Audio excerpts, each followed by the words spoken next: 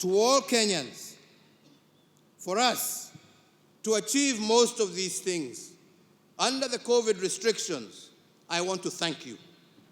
Without your civic responsibility, innovation, and resilience, none of this would have been made possible. From very early in the COVID crisis, I appeal to you to be your brother's keeper and to exercise restraint as we navigate through this unfamiliar enemy. And all of you, each and every Kenyan, made us proud by doing this. The vision of our forefathers was a nation free of ignorance. The remnants of ignorance will only be uprooted from our midst when we continuously build the capacity of our citizens to remain abreast with the demands for a rapidly changing world. It is against this backdrop that we instituted reforms in our education sector that led to the introduction of the competency-based curriculum, or CBC. As a mark of this seminal transition, we now have 2 cohorts of children in pre-primary and 5 cohorts of our children in primary school who are the pioneers of this groundbreaking curriculum. The grade 5 cohort has only 1 year to go before they join junior secondary school or grade 7. In total, we note that over 8.1 million children are now part of the program.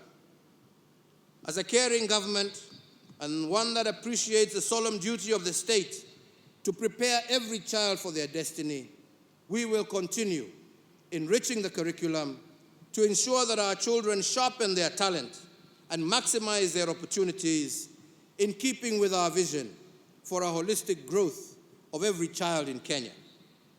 And to ensure that we adequately prepare the country for the next phase of CBC, which is the junior high school, and to further facilitate the 100% transition from primary to secondary, I hereby order and direct as follows: that the Ministry of Education, jointly with the Ministry of Interior and the National Treasury, shall establish a framework for the construction of over 10,000 classrooms needed to provide the additional learning space for the 1 million new students set to join junior secondary.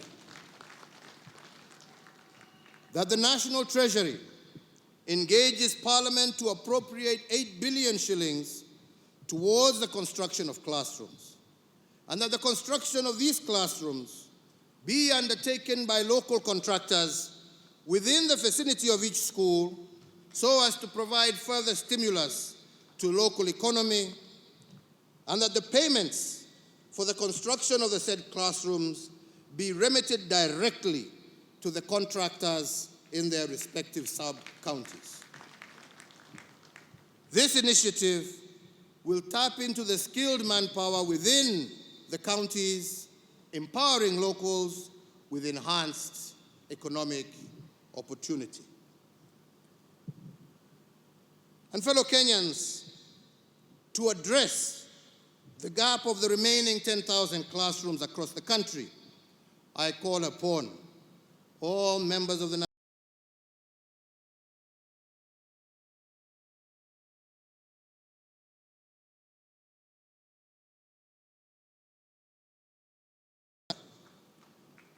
timely program provides additional momentum to my administration's prioritization that no child is left behind in the transition from primary to secondary school.